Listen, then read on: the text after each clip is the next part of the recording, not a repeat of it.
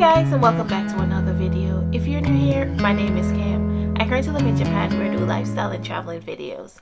If you're a returning subscriber, thank you for all your love and support. Don't forget to like, subscribe, share, and turn on your post notification bell. That way you'll never miss another video. And without further ado, let's jump into this video. So if you have been keeping up with the videos, you would have seen Traveling Sunday's video of me walking around my home city, Yokohama, Japan. And if not, that's fine. Just go ahead and pause this video, click right here, and it will take you right to that video. So from that last video, you guys have seen that there was this drunken guy. There was a whole bunch of commotion that was happening out there. I had no idea that it would have been so busy. That's the first thing.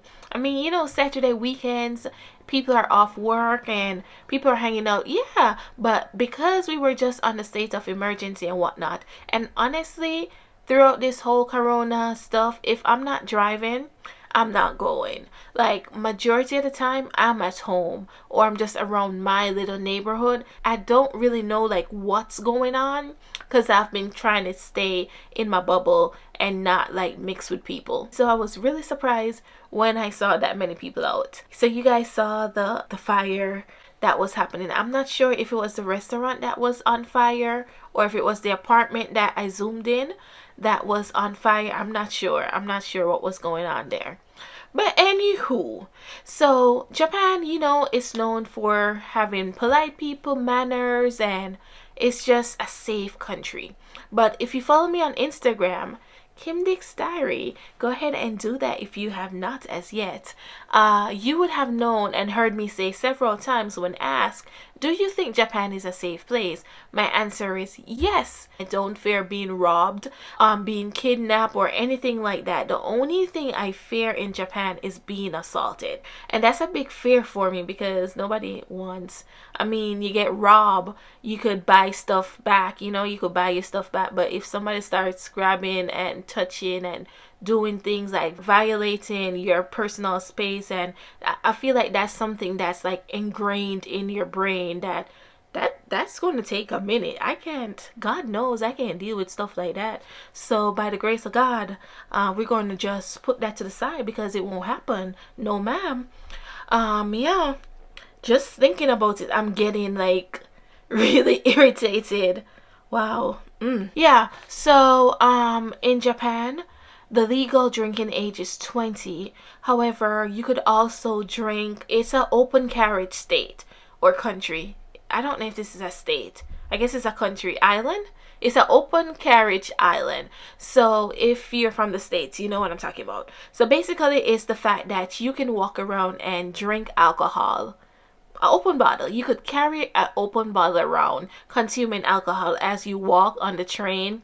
Anywhere you could just drink out in public and it's not a problem. It's fine. Your whiskey, it doesn't matter what you're drinking, nobody bothers you. You can drink. The only thing, they don't even card you guys. Like I've shown you guys in that video before. I don't remember what video it is.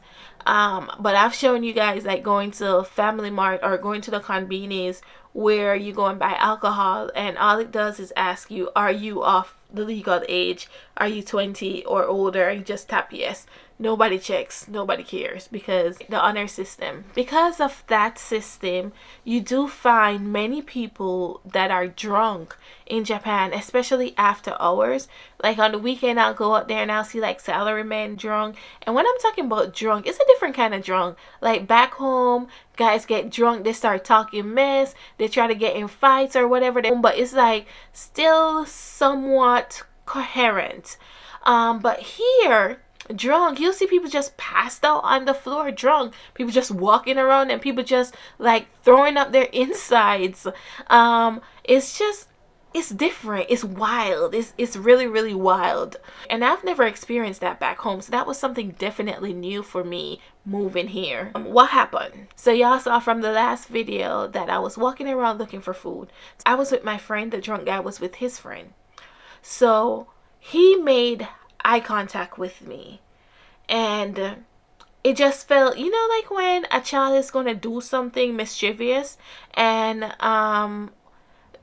you just know when a child is going to do something mischievous or they're going to do something that they know they're not supposed to do, and they get that little twinkle in their eye. You're kind of like, don't you dare do it. That's what happened. I saw that look. His friend saw that look. My friend saw that look. So his friend started like, because I was walking this way and he was walking this way. So we're now about to meet, right? So his friend comes in front of him and start backing him up and like, no, no, no. So my friend comes in front of me and I'm trying to like go around him. So they're both trying to like barrier me so I can go around. But I felt like my friend was just in my way because I could have gotten away faster. But I was still thankful that they were all parties that was involved was there, because God knows. And he was dirty and nasty, acting a fool. Like, so guys, there's this drunken guy over here. Like, he's so drunk right now.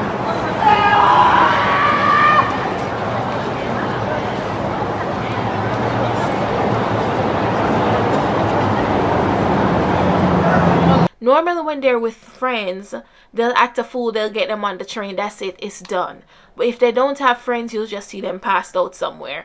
And nobody's taking their stuff. That's the cool thing. So he had his friend and he was kind of like trying to get him to go. I don't know where they were trying to get him to go. Well, this is where it gets crazy. This man, he T-boned the car. Of course, with YouTube's policy, I can't show you guys exactly when he collided with the car. So if you look on the video, you'll see that taxi that's turning, and if you listen carefully, you'll be able to hear that boom sound. He ran into the taxi. The taxi didn't hit him. He ran into the taxi.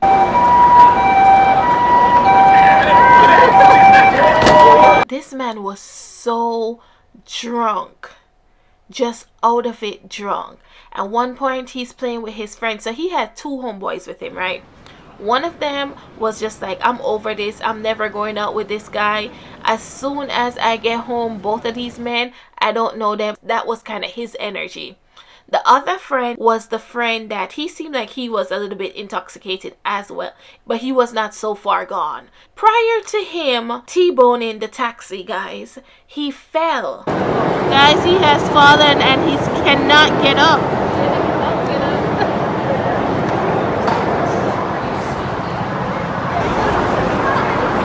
I just knew that was it. I was like, oh my God. He got up, like he sat up, and he was acting sober for a minute. I was like, yep, that knocked him back into some senses. But it was only for a little while. His friend got a handkerchief and started putting it on the back of his head. He was leaking. Guys, he is bleeding. Oh my God. So now he's leaking. He T-boned the car. He goes across the street now, and there's a group of army guys that are out, and he's walking up to them, and one of the guys like is squaring up to fight him. Like, I didn't understand what was his purpose of that. Who fights a drunk person? Like, they're not in their right mind. So the other intoxicated guy pulls him back, and there's a next man and he's intoxicated as well. Now both of them, like, they're like kissing at this point. They're just like shoving each other and stuff like that. I'm like, oh my God.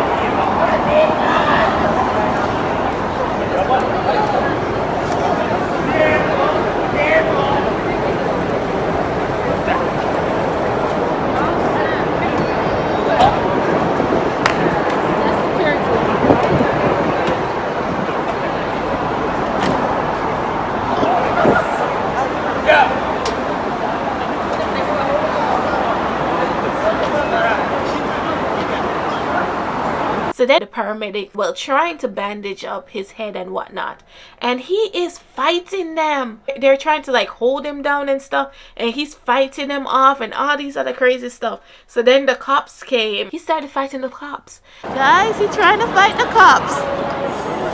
He is trying to fight the cops. He just smacked off that one little radio thingy.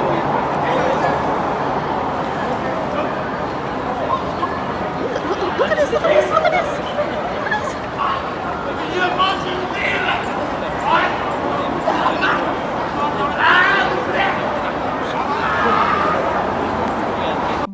cops came, and the cops are trying to have a full-blown normal conversation like we are doing with a piss drunk man. That just doesn't make sense to me. I couldn't understand. And when I'm talking about over 30 minutes trying to talk to him, so now he's getting mad and he starts getting on the cop, hitting off the walkie-talkie off the cop. He's like punching him. His friend is trying to get. I was just like, oh my God. I just don't get it. I don't get it. They're still trying to talk to him. I don't understand like what kind of investigation they could be trying to do. Like, he's drunk. The paramedics just bandage his head. He's clearly intoxicated. Clearly, he is so far gone. He's willing to fight anybody. He's fighting you guys.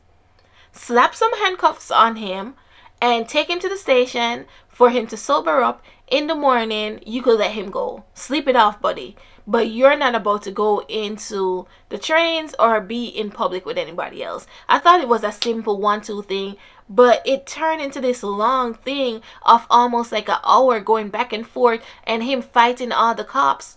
And then while they're investigating the drunken man, the friend is kind of still egging him on, and he's like touching the cop, massaging the cop, just things that I've never seen. Like, you know, if you're investigating something, you're like, you need to go back. And that's not even only in the West, like with police things or anything like that. Like, if it is that any kind of conflict that is happening and you're a person of authority there, you kind of tell everybody step back. You separate the people that are in the conflict. You talk to them individually. You try to diffuse the situation, you know. So if there's somebody that's coming and you need to leave.